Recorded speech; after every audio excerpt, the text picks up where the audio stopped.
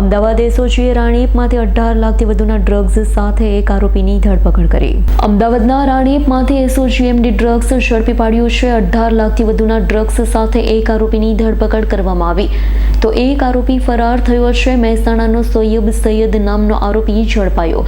જે આરોપી ડ્રગ્સ આપવા માટે આવ્યો હતો તે ફરાર થયો છે. અમદાવાદ એસઓજીને બાતમી મળી હતી. અમદાવાદના રાણીપ વિસ્તારમાં એક વ્યક્તિ ડ્રગ્સ આપવા માટે આવી રહ્યો છે. તેના આધારે વોચ ગોઠવવામાં આવી હતી. આરોપી પાસેથી 181 ગ્રામ 940 મિલીગ્રામ એમડી ડ્રગ્સ મળી આવ્યો.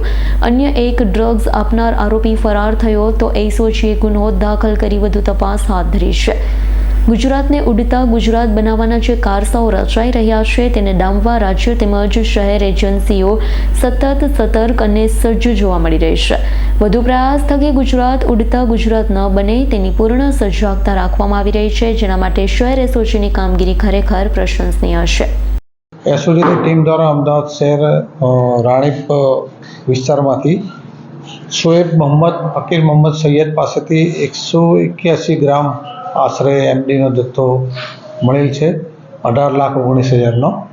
તેના વિરુદ્ધમાં ગુનો દાખલ કરવામાં આવ્યો છે.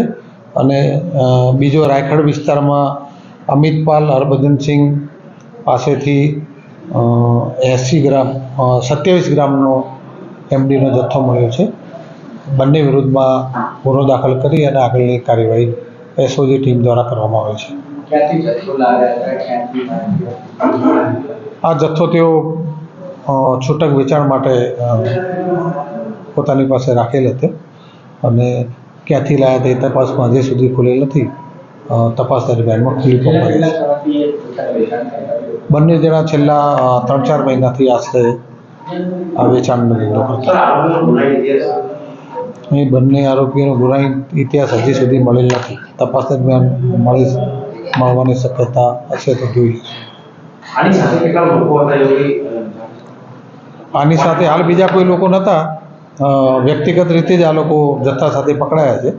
હવે એના ગ્રાહકો કોણ છે, ક્યાંથી માલ લાવ્યો છે, એ તપાસમાં ખુલવા પામશે. સંજીવ રાજપૂતનો રિપોર્ટ, S9 ન્યૂઝ, અમદાવાદ. અમારી તમામ માહિતીથી અપડેટ રહેવા માટે જોડાયેલા રહો S9 ન્યૂઝ સાથે.